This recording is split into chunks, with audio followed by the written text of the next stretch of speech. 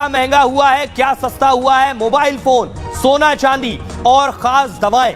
तो हर शख्स सबसे पहले यही जानना चाहता है बजट आने के बाद कि क्या सस्ता हो गया है, क्या महंगा हो गया है, क्या कम कीमत पर मिलेगा, किसके लिए अब जेब से ज्यादा रकम खर्चनी होगी। तो देखिए, आपको मैं सबसे पहले बताने जा रहा हूं महंगा और सस्ता। ये दो काउंटर आपके सामने है, एक महंगे का और एक सस्ते का। तो सस्ता हुआ है सोना और महंगी हुई है सुपारी, यानी गुटखा आप कह सकते हैं। सस्ता हुआ है चांदी, सस्ती हो गई है, लेकिन सिगरेट महंगी हो गई। प्लैटिनम सस्ता हो गया है और दूसरी तरफ प्लास्टिक के सामान जो हैं वो महंगे हो गए हैं। मोबाइल फोन सस्ता हो जाएगा, आप मोबाइल चार्जर भी सस्ता हो जाएगा, लेकिन पीवीसी फ्लैक्स बैनर महंगा हो जाएगा। सोलर ग्लास महंगे हो जाएंगे। अब सस्ता देखिए, झींगा मछली जो खाने के शौकीन है उनके लिए अच्छी खबर है, झींगा मछली अब सस्ती मिलेगी। साथ ही साथ जो महंगा हुआ है, लेबोरेटरी केमिकल्स जो हैं वो महंगे हो जाएंगे पहले के मुकाबले। लेदर बैग्स का जिन्हें शौक है या लेदर प्रोडक्ट्स का जिन्हें शौक है, चाहे बेल्ट हो, जूता हो या चमड़े से बना हुआ सामान हो, वो सस्ता हो गया। पेट्रोकेमिकल महंगा हो जाएगा। साथ ही साथ अगली तस्वीर आप देख रहे हैं, कपड़ा, जूते और इलेक्ट्रॉनिक गाड़ियां और बिजली के तार जो ये सारी चीजें सस्ते हो जाएंगी, जिसमें कपड़ा है, जूते हैं और इलेक्ट्रॉनिक केबल्स हैं। लिथियम बैटरी और सोलर सेट्स, एक्सरे मशीन और कैंसर की 3 दवाएं जो बहुत जरूरी हैं, ये सस्ती हो गई हैं। ये तो हो गया सस्ता और महंगा। अब मैं आपको बताता हूं कि आखिर जो नौकरी पेशा है, पूरे साल नौकरी करते हैं, टैक्स देते हैं, उनके लिए भी अच्छी खबर है। इस बजट में उनकी जेब में कितना पैसा बचने वाला है, देखिए जरा। ये वित्त मंत्री का बजट में इनकम टैक्स को लेकर राहत दी गई है। पुराने टैक्स रिजीम में कोई बदलाव नहीं किया गया है, पुराने टैक्स रिजीम वालों को कोई राहत नहीं दी गई है। 2/3 टैक्स पेयर नए टैक्स सिस्टम से जुड़े हैं और नए टैक्स सिस्टम चुनने वालों को राहत दी गई है। टैक्स स्लैब में बदलाव हुआ है, स्टैंडर्ड डिडक्शन में छूट दी गई है। स्टैंडर्ड डिडक्शन की लिमिट 75,000 कर दी गई है, पहले ये लिमिट 50,000 रुपए तक थी। न्यू रिजीम के टैक्स पेयर को 17,500 रुपए यानी 17,500 रुपए तक की बचत होगी जो नौकरी पेशा है। कैसे, कितनी तनख्वाह है, कितनी बचत होगी, ये मैं आपको बताता हूं। जो नया टैक्स न्यू रिजीम टैक्स की है, उसमें अगर 3 लाख रुपए तक जो कमाता है सालाना, उसे पर 0 टैक्स लगेगा और कोई टैक्स नहीं देना, 0% टैक्स। उसके ऊपर देखिए, अगर आप किया है 3 लाख से 7 लाख के बीच है सालाना, तब लगेगा 5% टैक्स और टैक्स देना होगा लगभग 20,000 रुपए।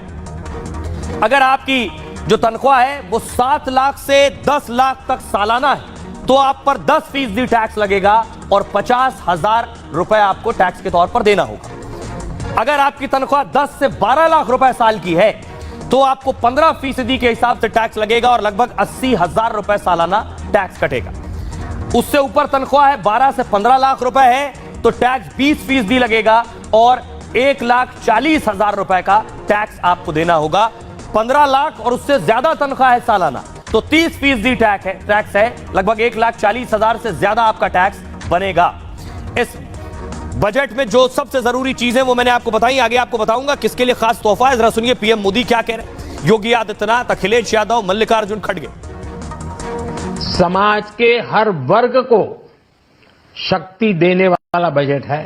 ये नौजवानों को अनगिनत नए अवसर देने वाला बजट है। ये मिडिल क्लास को नई ताकत देने वाला बजट। ये बजट नाउम्मीदी का पुलंदा है और इन हालातों में भी इंसान कैसे जिंदा है, सवाल तो ये है। जिन सरकारों ने और जिन सरकारों के फैसले की वजह से बेरोजगारी बढ़ी है, वो आज बेरोजगारी कैसे खत्म करेंगे। This budget is totally directionless. This budget is totally directionless.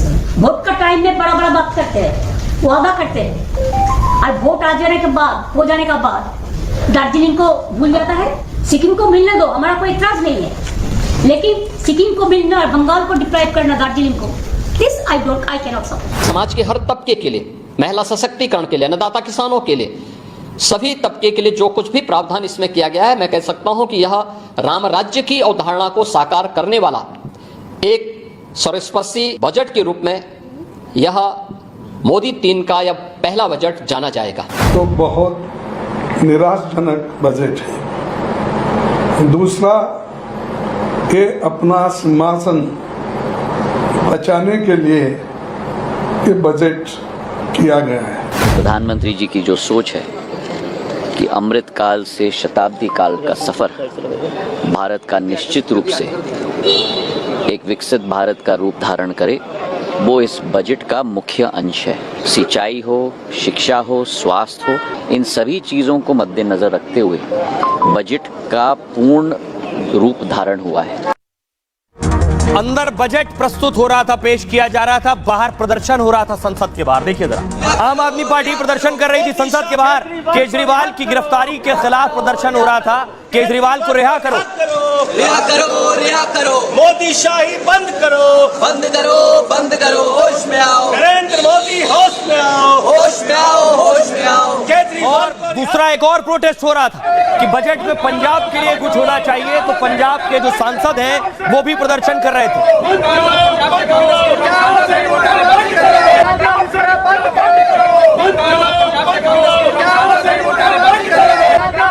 Maharashtra के जो सांसद थे, एमवीए महाविकास अघाड़ी के सांसद भी प्रदर्शन कर रहे थे संसद परिसर में सीढ़ियों के पास। अगली तस्वीर आपको दिखाऊं, बिहार से जो नेता और सांसद वो भी प्रदर्शन कर रहे थे, उसमें राबड़ी देवी भी है। बिहार की पूर्व मुख्यमंत्री लालू प्रसाद यादव की पत्नी राबड़ी देवी इस प्रोटेस्ट में थी कि बिहार के लोगों को बजट में कुछ खास मिलना चाहिए, बिहार को मिलना चाहिए।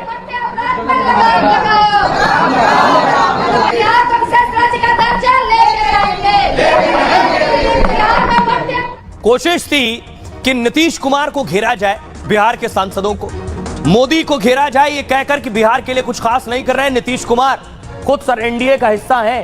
तो प्रधानमंत्री नरेंद्र मोदी ने नीतीश कुमार की सुन ली रिक्वेस्ट। नीतीश कुमार कई बार कह चुके थे कि बिहार के लिए कुछ खास पैकेज हो। तो पहली चीज, इस वक्त एनडीए का खास हिस्सा है नीतीश कुमार।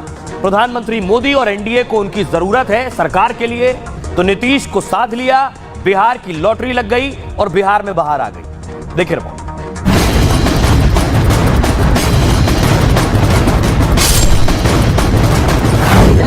रेलवे के जुड़ा इतना शानदार बजट है, पूरा आप देखिएगा कैसे शेयर मार्केट सब कुछ अब कितना शॉर्ट अप करेगा। सरकार को गिराइए, इंडिया गठबंधन की सरकार बनाइए। बिहार के लिए बहुत कुछ आगे और कुछ आना ही। जो अंडा गवर्नमेंट है,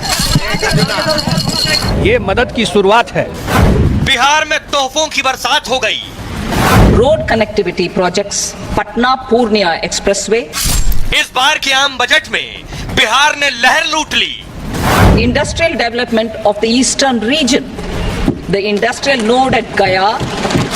चुनाव नतीजे के बाद एनडीए की बैठक में नीतीश ने शर्माते सकुचाते मोदी के सामने बिहार की मांग रखी थी।